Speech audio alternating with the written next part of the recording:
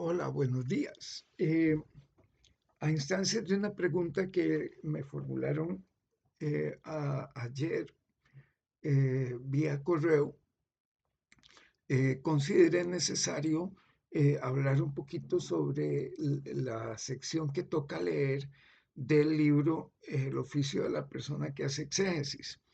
Es muy importante entender que este libro aborda una manera de leer la Biblia que no parte de la Biblia en sí, ¿verdad? Sino que parte de problemas concretos. ¿Cómo se lee la Biblia para que dé luz a la orientación de fe en problemas o situaciones concretas? Y esto empieza por la idea fundamental también de que hay que tomar partido, hay que tomar una posición. No se puede leer la Biblia en neutro. ¿A qué me refiero? Que la Biblia realmente no es un texto que fuese escrito pensando en las problemáticas contemporáneas. Fue escrito porque lo que hay ahí es significativo para el mundo que lo leyó en su momento. Y eso significa que la Biblia en realidad es una gran cantidad de escenarios diferentes, con problemas diferentes, cosas tan básicas como, por ejemplo, la mortalidad infantil eh, cercana a un 50%. Es decir, eso hoy no se ve. Probablemente ni en los países más pobres del mundo se ve algo como eso. Eh, Hoy estamos ante un contexto en donde todas las relaciones las podemos hacer a través de un celular, un teléfono celular. En aquel tiempo, las personas iban de una ciudad a otra y se quedaban con la familia semanas o meses incluso, y la familia les alimentaba y les protegía. Estas visiones de lo que es una relación familiar o de lo que son las responsabilidades de una persona son muy diferentes. No simplemente podemos tomar algo y decir, ah, bueno, aquí dice esto, aquí hay que aplicarlo así. De hecho, la Biblia no es una inyección para aplicarla, no se aplica, no se puede aplicar porque no hay que aplicar. La Biblia es un texto inspirador y es un texto que nos da energía y nos enseña cómo nuestros antepasados lidiaron con sus propios problemas eh, en la fe o en la fidelidad a Dios, que es una mejor traducción que fe. No es que creyeron que las cosas iban a pasar y pasaron, sino que fueron personas fieles. Y los que no fueron fieles, pues también tenemos un récord de ellos en nuestras Biblias. Entonces, el punto es, yo tengo que tomar una posición. ¿Cuál es mi posición? Ustedes se han puesto a pensar, eh, ¿quién soy yo? Soy una persona trabajadora, soy una persona que vive en el campo, que tengo una condición de vida básica, eh, que por ejemplo, si se me parten dos dientes, ¿verdad? No puedo ir a un dentista o una clínica particular de dentistas para que me hagan un trabajo y sacar 3 millones de colones de una sola vez, el equivalente casi $6,000. Este, es decir, si yo puedo hacer todas esas cosas, ¿verdad? Si yo puedo tomar mi carro sin ningún problema y viajar eh, qué sé yo, 400 kilómetros, deteniéndome en cada lugar, comiendo lo que yo quiero, paseando con mi familia, quedándome en buenos hoteles. Si yo puedo hacer eso, probablemente no estaría en este curso, porque este no es un curso o un plan de estudios que lo abracen personas de esos niveles sociales y económicos. Tenemos que estar conscientes que ni aún dentro de la misma escuela ecuménica hay personas de esos niveles sociales. Nosotros aún seguimos siendo trabajadores, no tenemos capital, no tenemos inversiones, ¿verdad? No es que si a mí me dicen, vea, Francisco, como usted es profesor universitario, vamos a hacer, bueno, usted nos tiene que pagar 1 millón de colones por esta acción que hemos hecho en favor suyo. Yo no podría sacar esa plata fácilmente. Eh, Tendría que ver cómo hago. Eh, una persona de clase media sigue siendo un empleado o una empleada. Una persona que vive de su salario es una persona que sigue siendo una persona vulnerable, porque en el momento en que esa persona se queda sin trabajo, puede que tenga una pequeña capacidad de resistir, pero eso no significa que puede quedarse indefinidamente sin trabajar para cubrir las necesidades más básicas, ¿verdad? Comer, pagar una casa, atender a sus hijos e hijas, etcétera. ¿Por qué digo todo esto? Bueno, porque nosotros tenemos que tomar la posición del nivel de la clase social donde estamos. Y esto es muy importante porque no se puede siempre leer la Biblia o la realidad en tercera persona. Ellos, esos. No, la mayoría de las decisiones que toman los gobiernos nos afectan en primera persona. Y ahora con los cambios que está dando esta ley de empleo público, probablemente, y bueno, después de ver los salarios propuestos por esta ley, tendríamos que llegar a la conclusión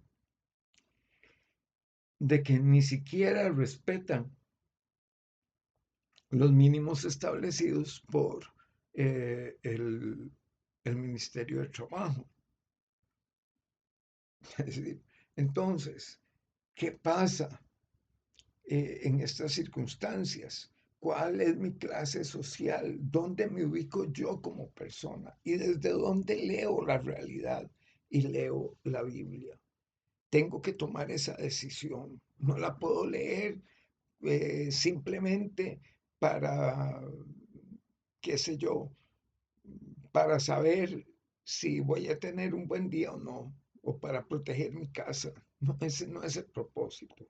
No es un talismán, ni es un tarot. La fe o la fidelidad a Dios es la experiencia de confiar. Y confiar es hacer, ¿verdad? Es hacer, no esperar. Se puede esperar, pero haciendo. Abraham, es lo que se dice en el libro de Hebreos, y también lo señala Pablo en Gálatas. Abraham fue fiel a Dios y tuvo una práctica. Los profetas fueron fieles a Dios y tuvieron una práctica. Entonces, el problema aquí es que al tomar yo una posición, estoy comprometiéndome con una práctica. Y eso significa que en Costa Rica la mayoría de las personas no tomamos posición porque no somos consecuentes, ¿verdad? La doble moral, la, el doble, ¿cómo se llama? Posición para evaluar las cosas. No nos gusta tomar partido, pero hay que tomarlo. Y ese es el primer tema que tenemos aquí. la parcialidad consciente, es decir, yo me ubico dentro de esta clase social y tengo estas limitaciones que son social, producto de una sociedad que me ha reducido los espacios. Y es desde ahí desde donde voy a leer, ¿verdad? No lo voy a leer en neutro, la Biblia no se lee en neutro. En este sentido, este, uno ha oído hablar mucho, que ha sido un tema pues, muy, muy famoso, el de la pérdida de valores. No se han perdido los valores han cambiado. Hay otros valores. Que no estemos de acuerdo, eso está bien, pero no es que se han perdido. Es que como sociedad hemos aceptado, por ejemplo, hemos aceptado la corrupción como una forma de vida natural. Hemos aceptado que nuestros políticos corruptos actúen así y ya nosotros decir, ah, sí, pero ya eso se sabía, ah, sí, pero eso siempre es así, ah, sí, todos los políticos son corruptos. Ese tipo de razonamiento, de expresiones, no ayudan en nada a la transformación de la sociedad. Al contrario, naturalizan ese tipo de cosas. No se han perdido los valores. Nosotros, todos y todas, hemos cambiado. Y aunque algunas personas mantenemos una cierta posición crítica, debemos de reconocer que esa posición crítica probablemente no es compartida por la mayoría de nuestros compatriotas. Eh, Debemos asumir la responsabilidad y ese es el punto de partida de la lectura de la Biblia. ¿Qué valores vamos a buscar en la Biblia? Entonces, el punto de partida nuestro es observar algo, tomar conciencia de algo, de una situación. Por ejemplo, eh, ustedes saben y han oído cuántas manifestaciones han hecho las iglesias en contra del maltrato a la niñez. ¿Cuántas predicaciones han escuchado ustedes en donde pastores o sacerdotes condenen la agresión física, sexual de familiares de niños y niñas y adolescentes? ¿Cuánta preocupación hay en nuestra sociedad en general por esta actitud de maltrato? En estos años que han pasado, los niveles de agresión de niños y niñas y adolescentes agredidos que llega al Hospital Nacional de Niños ha tenido una fluctuación de entre 9.000 y 13.000 casos al año. Gente que llega al hospital, otra gente no llega nunca al hospital. Entonces, ¿qué significa esto? ¿Por qué ocurre? ¿Qué es lo que esto está generando en nuestra población infantil o menor de edad? Ahí es donde empieza. Es algo que a mí me afecta, me atañe. No es cualquier tema. Este es el tema.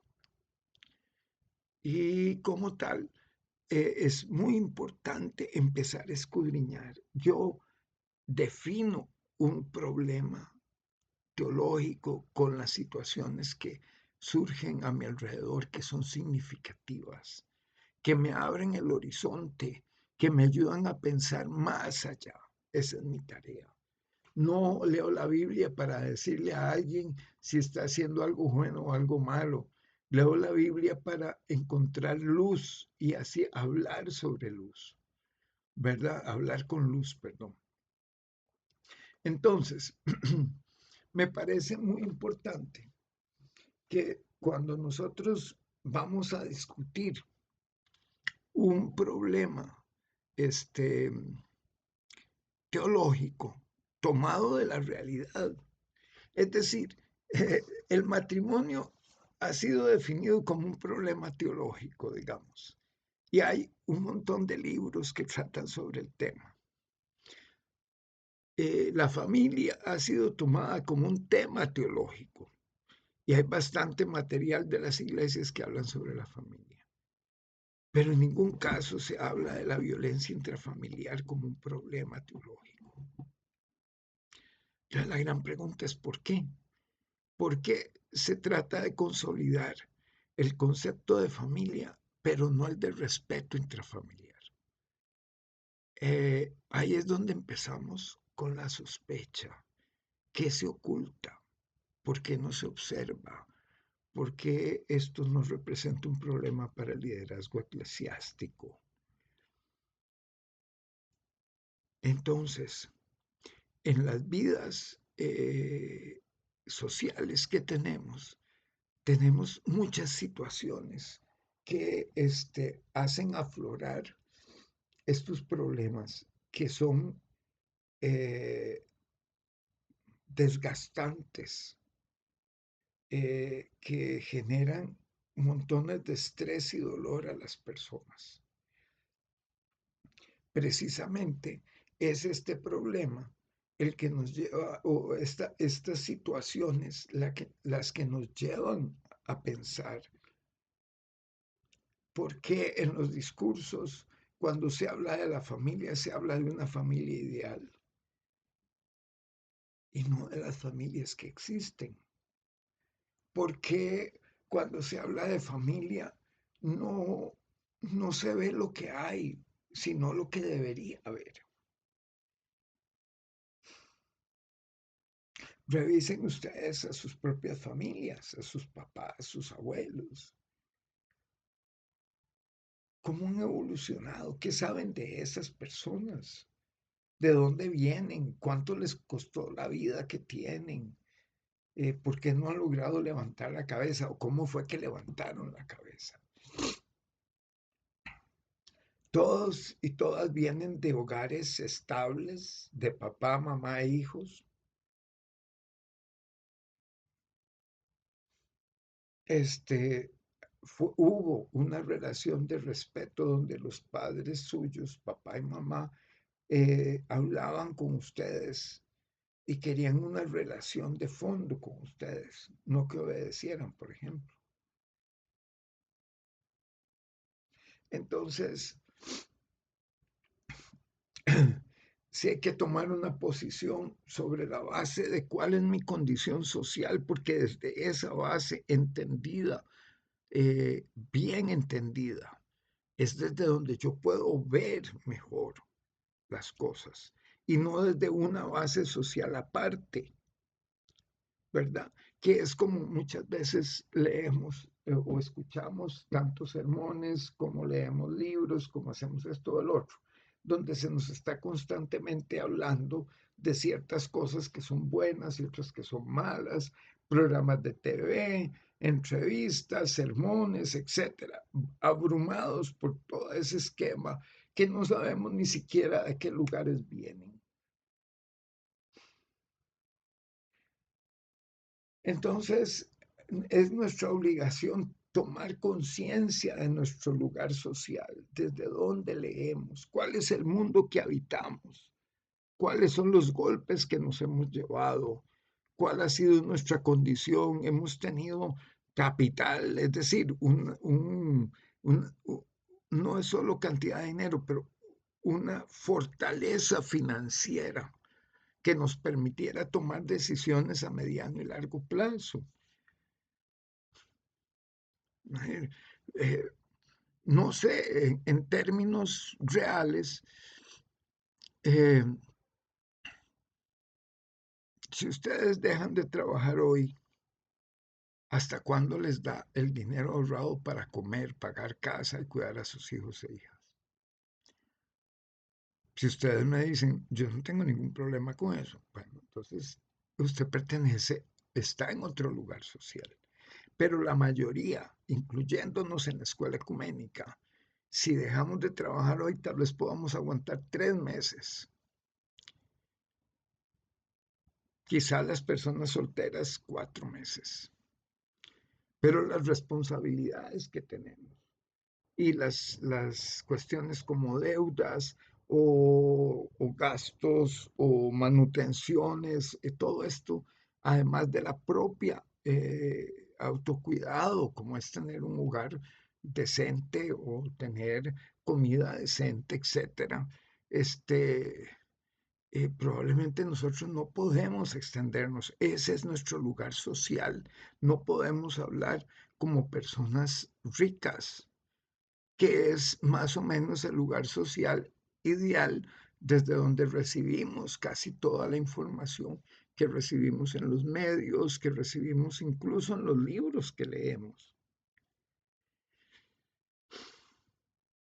Entonces ustedes se pueden imaginar, con el mayor de los respetos, lo que es que un sacerdote célibe que nunca ha tenido una relación íntima, y esto me refiero eh, no solo físicamente, sino una relación con otra persona, nos diga cómo tiene que ser nuestra familia sin entender los problemas de fricciones y todo lo que conlleva. Entonces, este es el primer tema. El primer tema es, nos ubicamos, nos posicionamos nosotros, cada quien revise su vida y posiciones en el lugar social que tiene.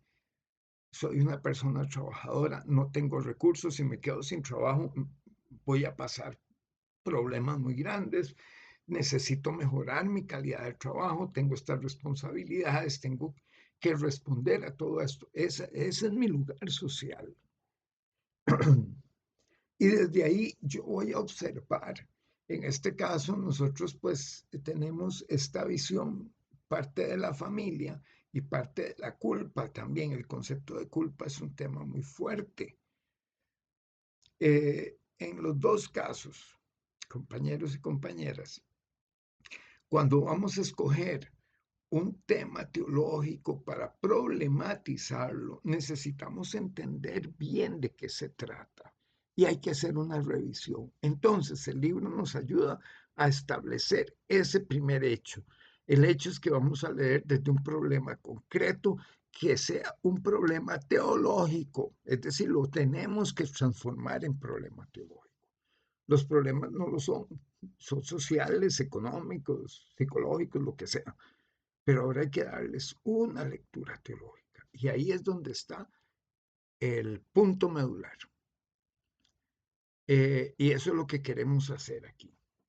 Entonces, ya adentrándonos poco a poco en este tema, vemos la necesidad de entender cómo ha sido la hermenéutica de la liberación. Y partimos de eso. ¿Por qué no se habla, por ejemplo, de las construcciones de familia que son dominantes hoy? Por ejemplo, familias en donde es la abuela o los abuelos los que funcionan como proveedores y protectores de la familia. Esa no es una familia ideal.